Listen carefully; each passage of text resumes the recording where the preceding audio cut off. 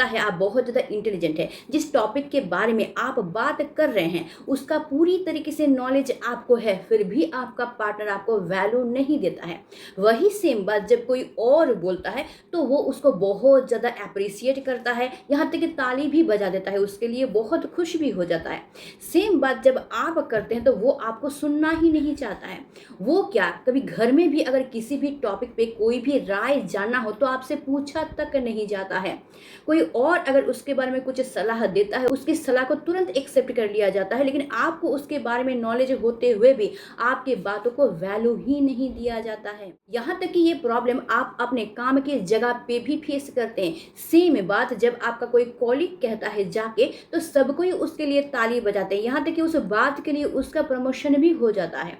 और उनसे ज़्यादा नॉलेज आपके पास होते हुए भी आपके बातों को कोई सुनता ही नहीं है, आपको इग्नोर करता है।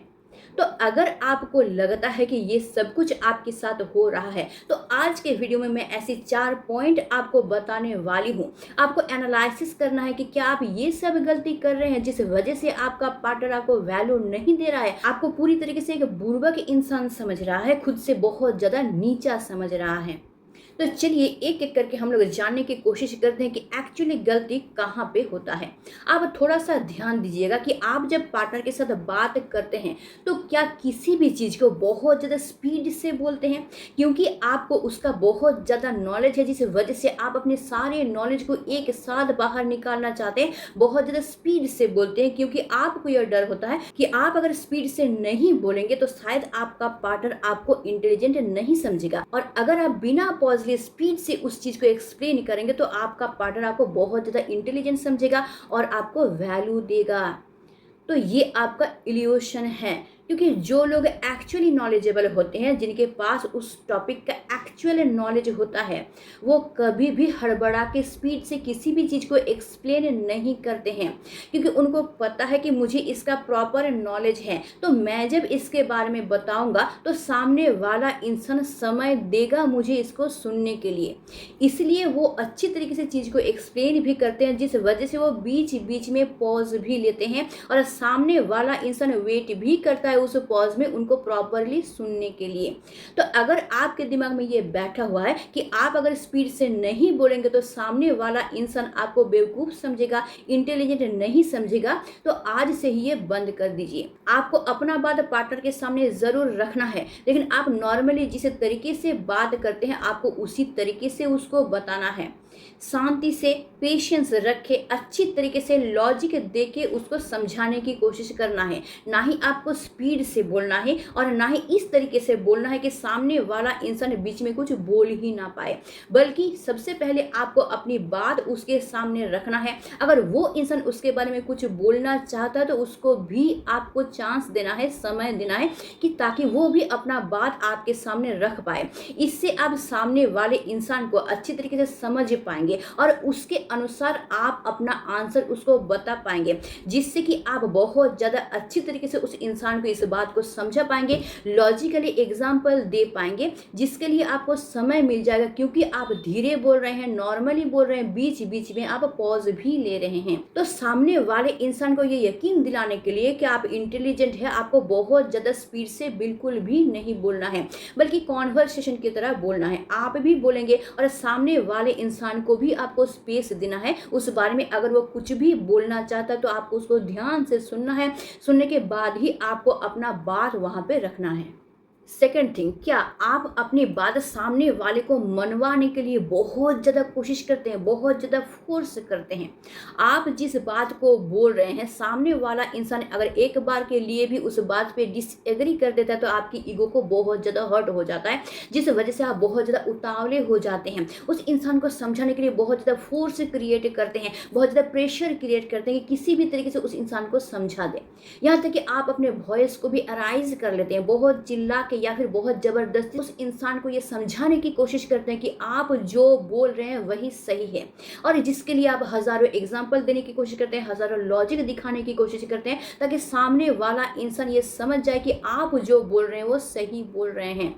अगर आपको ये लगता है कि आप इस तरीके से रिएक्ट करेंगे और सामने वाला इंसान आपको वैल्यू देगा या फिर इंटेलिजेंट समझेगा, तो ये आपकी बहुत बड़ी गलतफहमी है।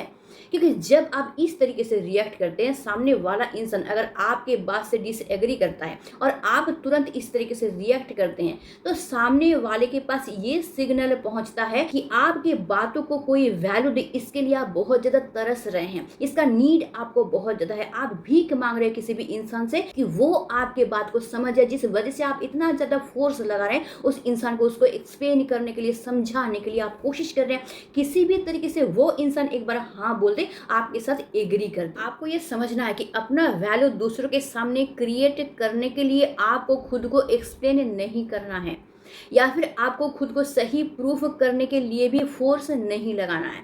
बस सिंपली आपको अपना बात सामने वाले के सामने रखना है। अगर उसको मानना है वो मानेगा, अगर उसको नहीं मानना है वो नहीं मानेगा। समय बीतता रहेगा तो उस इंसान को अपने आप ये पता चल जाएगा कि आपने जो कहा था वो सही कहा था। इसलिए कभी भी किसी भी इंसान को फोर्स मत कीजिए या फिर मजबूर मत कीजिए आपके हाँ में हाँ मिलाने के लिए, क्योंकि अलग अलग इंसान का थिंकिंग अलग अलग होता है और आपका वैल्यू आपके पास है। आपका कितना वैल्यू है ये आप जानते हैं। तो इसके लिए आपको किसी के सामने प्रूफ करने की जरूरत नहीं है, फिर खुद को एक्सप्लेन करने की कोई भी जरूरत नहीं है। नेक्स्ट पॉइंट, थोड़ा सा ध्यान दीजिएगा कि आपका पार्टनर अगर आपको कुछ बोलता है तो आप क्या सही में उनको सुन रहे होते हैं, क्या सही में उनको समझ रहे होते हैं, या फिर आपके दिमाग में ये चलता रहता है कि मेरा अगला आंसर क्या होगा, मैं किस तरीके से इंसान को जवाब दूंगा। 80% इंसान प्रॉपरली सामने वाले इंसान को सुनते ही नहीं है, बल्कि वो अपना आंसर तैयार करने में लगे रहते हैं, जिस वजह से वो सामने वाले इंसान को प्रॉपरली आंसर दे ही नहीं पाता है।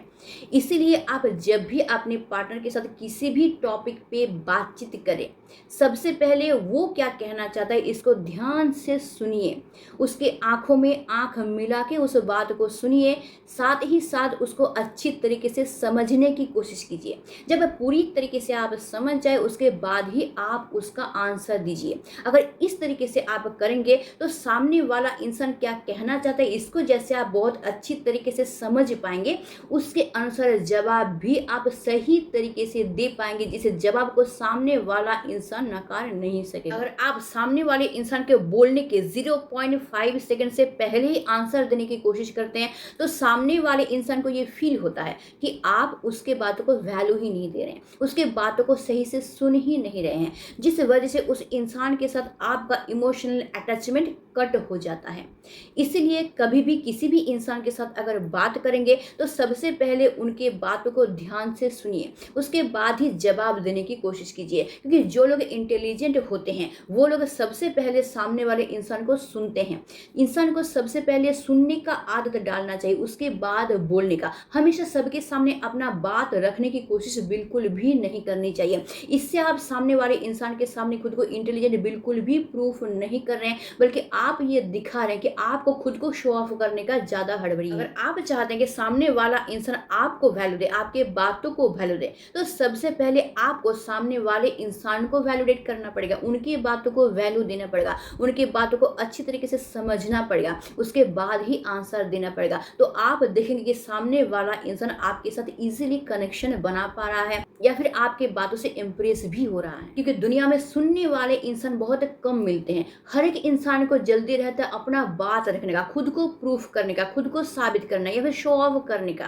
तो सुनने वाले इंसान की बहुत ज़्यादा कमी है। और अगर किसी इंसान को ऐसा इंसान मिल जाता है कि उसकी बातों को कोई ध्यान से सुन भी रहा है, समझ भी रहा है और सुनने समझने के बाद उसको सही तरीके से सलाह भी दे रहा है, तो ऐसे इंसानों को लोग बहुत ज़्यादा पसंद करते हैं। तो आप अगर चाहते हैं कि आपका पार्टनर आपको वैल्यू दे, आपको पसंद करे, तो आपको सबसे पहले अपने पार्टनर को समझना पड़ेगा, उनके बातों को समझना पड़ेगा, ध्यान से सुनना पड़ेगा, उसके बाद उसको फील करना पड़ेगा। फील करने के बाद ही आपको उसका आंसर देना पड़ेगा। तब आप देखेंगे कि आपका पार्टनर आपके दीवाने हो जाएंगे, वो हर वक्त आप ही को ढूंढेंगे। क्योंकि हम लोग को ऐसे इंसान मिलते ही नहीं है जिसके साथ हम लोग अपने मन की बातों को शेयर कर पाए। अगर शेयर कर भी देते हैं तो सामने वाला इंसान हम लोग को समझना ही नहीं चाहता है, बल्कि बल्कि उल्टा हम लोगों को सजेशन देता है या फिर आंसर देता है। तो आपके पार्टनर को अगर ऐसा इंसान आप में दिख जाए कि आप उनके मन की बात को सुन भी रहे हैं, ध्यान से सुन रहे हैं, उसको समझ भी रहे हैं और उसके अनुसार आंसर दे रहे हैं ना,